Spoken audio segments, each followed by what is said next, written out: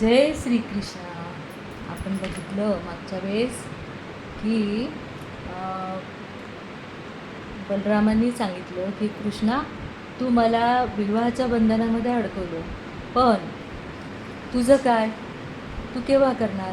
तेव्हा बलरामांनी सांगितलं, कृष्णाने सांगितलं की दादा, मला अजून कोणत्याच राजाचं आमंत्रण आलेलं नाही आहे, जेव्हा येईल तेव्हा बघू.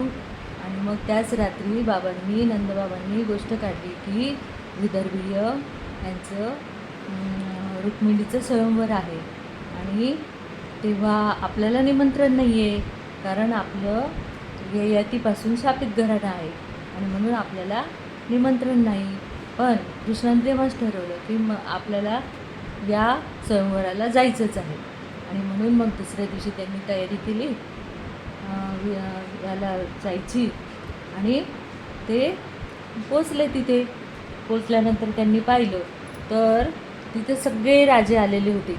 शाल्य, जरासंध असे बरेच राजे सगळे आलेले होते आणि त्या राजांमध्ये चर्चा झाली.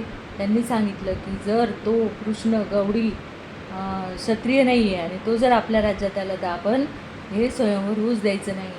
आणि मग तिथे एक क्रॅतिकल नावाचा एक राजा होता, त्याला खूप वाईट वाटलं आणि मग त्यांनी सांगितलं की आम्हाला भाग घेऊ देणार नाही, हे चांगलं नाही आहे. आणि म्हणून त्यांनी काय केलं की त्या क्रॅतिकल या राजांनी आपल्या कृष्णाला राजा बनवला, त्याच्या राज्याचा राजा बनवला आणि त्याच्या डोक्यावर राजमुकुट दिलं.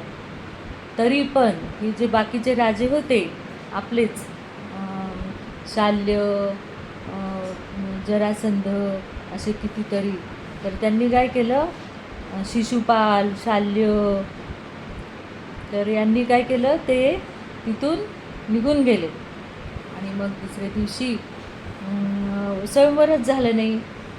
आणि मग ज्या राजांनी आपल्या कृष्णाला राजा बनवला होता त्यांनी सांगितलं की तुम्ही आमचे खूप जिवलग स्नेही झाले आणि म्हणून मग ते परत त्या राजाच्या इकडे आले आणि एक चांगला मुहूर्त पाहून त्यांनी कृष्णाने त्याचं राज्य त्याला परत केलं आणि त्याचा राजमुकुट पण परत केला. पण त्या राजाने कृष्णाला आपला स्नेही समजून एक सुंदर रथ दिला आणि तो रथ घेऊन हे परत मथुरेला आले.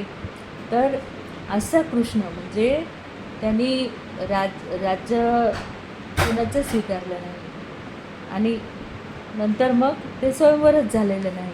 आणि याचं पुढची कथा आपण पुढच्या भागात बघू.